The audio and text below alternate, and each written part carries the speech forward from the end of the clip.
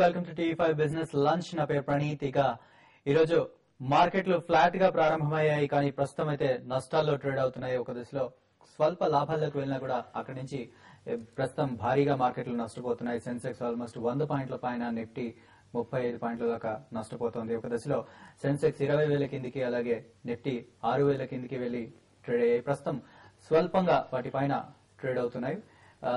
అలాగే నిఫ్టీ 50లో చూసినట్లయితే ఇవాళ హెచ్డిఎఫ్సి, ఐడిఎఫ్సి ఎక్కువగా నష్టపోతున్న స్టాక్స్. Almost more than 2.5% నష్టపోతున్నాయి. తర్వాత IDFC, Hindalco, Tata Motors, Hindustan Unilever ఆ తర్వాతి స్థానాల్లో నష్టపోతున్నాయి. ఇక సిమెన్స్ ఇవాళ ఎక్కువగా లాభపడుతున్న స్టాక్ ఇండెక్స్ లో మోర్ దెన్ ఆల్మోస్ట్ 3.44% లాభాల్లో 812 రూపీస్ వద్ద ట్రేడ్ అవుతుంది. ఆ తర్వాత ఏబీబీ, ఎన్టీపీసీ, ఎంఎన్ఎం ఆ తర్వాతి స్థానాల్లో లాభపడుతున్నాయి. అయితే బ్రెడ్త్ కూడా చూసినట్లయితే నెగిటివ్ గా కనిపిస్తోంది.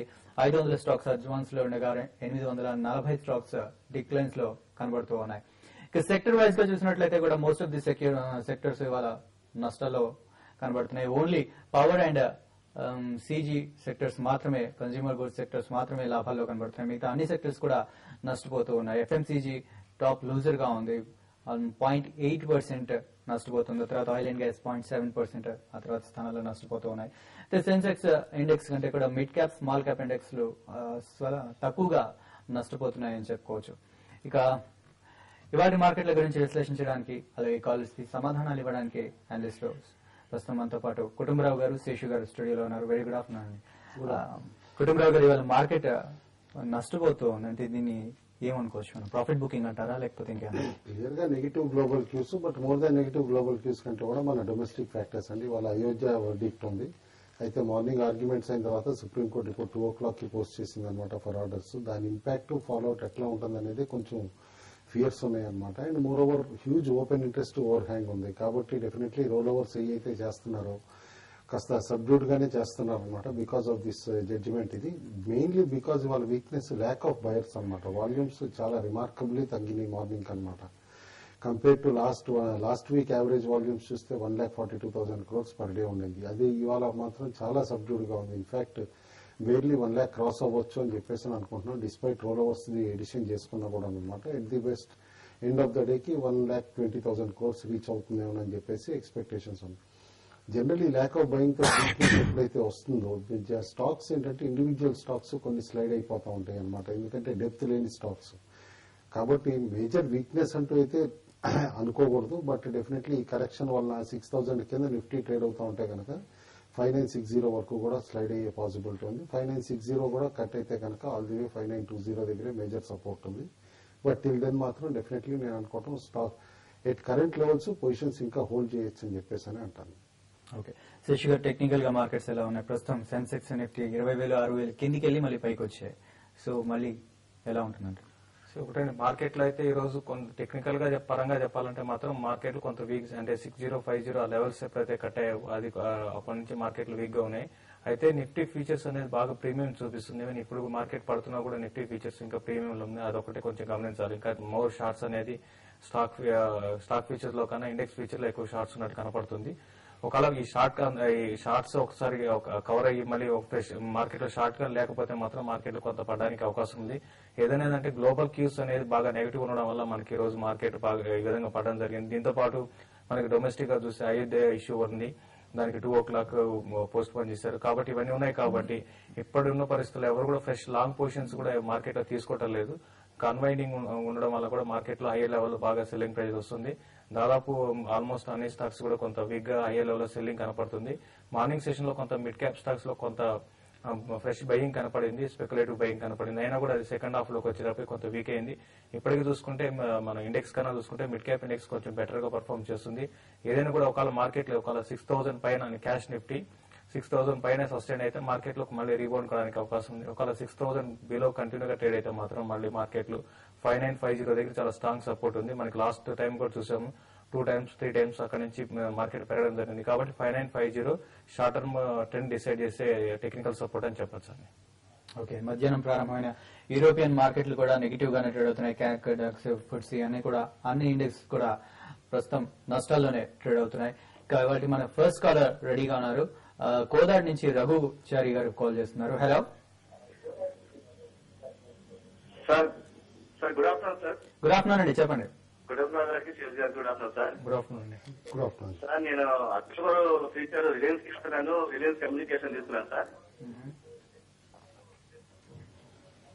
సో ఇది హోల్డ్ చేయమంటారా, ఏం చేయమంటారు సార్? అంటే మీరు ఎక్కడ తీసుకున్నారు చెప్పలేదు. ఏ ప్రైస్ లో తీసుకున్నారండి? 815 రూపాయలు. ఆహా, 815 రూపాయలు. ఓకే. హోల్డ్ చేయండి బోత్ ద స్టాక్స్, ఎందుకంటే ఇవాళ ఏజీఎం అయింది ఆర్ఏఏడిజీ గ్రూప్ అనమాట. చూసే ఉంటారు మీరు, మార్నింగ్ అనిల్ అంబానీ గారు మాట్లాడటం కూడా. దాన్ని బట్టి రోల్ అవుట్ ప్లాన్స్ ఇటు రిలయన్స్ కమ్యూనికేషన్ కూడా 1 బిలియన్ డెట్ రీస్ట్రక్చరింగ్ అయిపోతుంది నెక్స్ట్ ఫ్యూ వీక్స్ లో అని చెప్పేసి కూడా ఇండికేషన్ ఇచ్చారు. కాబట్టి యాజ్ ఆఫ్ నో మాత్రం both Reliance capital and Reliance communication definitely hold చేయండి. ఓకే, అలాగే నెక్స్ట్ కాలర్ మనకి కర్నూలు నుంచి మధుసూదన్ గారు ఉన్నారు. Hello sir, good afternoon sir. Good afternoon అండి, చెప్పండి. సార్, ఈ నెక్స్ట్ మంత్ టీచర్ వెల్సన్ జలాదు వీడియోకాన్ ఈ రేట్ లో ఎంటర్ కావచ్చా? ఒక 10% రిటర్న్స్ కోసం 1 మంత్ కోసము కుటుంబరాగానే కావాలి సార్. 10% అంటే మీరు అవుట్ పెర్ఫార్మర్ స్టాక్స్ కోరుకుంటున్నట్టు ఉందండి. అంత రిటర్న్స్ ఎవ్రీ టైం రావు అనమాట. ఎఫ్ఎండ్లో 10% అంటే దాదాపు మీకు యాన్యువలైజ్డ్ 40% ప్లస్ రిటర్న్స్ వచ్చినట్టు అనమాట. It's not so easy. As of now మాత్రం technical wise Videocon industries is doing very well అనమాట. చాలా స్ట్రెంత్ చూపిస్తోంది. వాళ్ళ మార్నింగ్ కూడా రెసిలియంట్ గానే ఉందన్నమాట స్టాక్. అండ్ వెల్స్పన్ కార్పొరేషన్ కూడా పొజిషన్స్ స్లోగా ఓపెన్ ఇంట్రెస్ట్ బిల్డప్ అవుతుంది. మేబీ రిజల్ట్స్ ఆర్ గుడ్ అని చెప్పేసి అని అనుకుంటున్నా.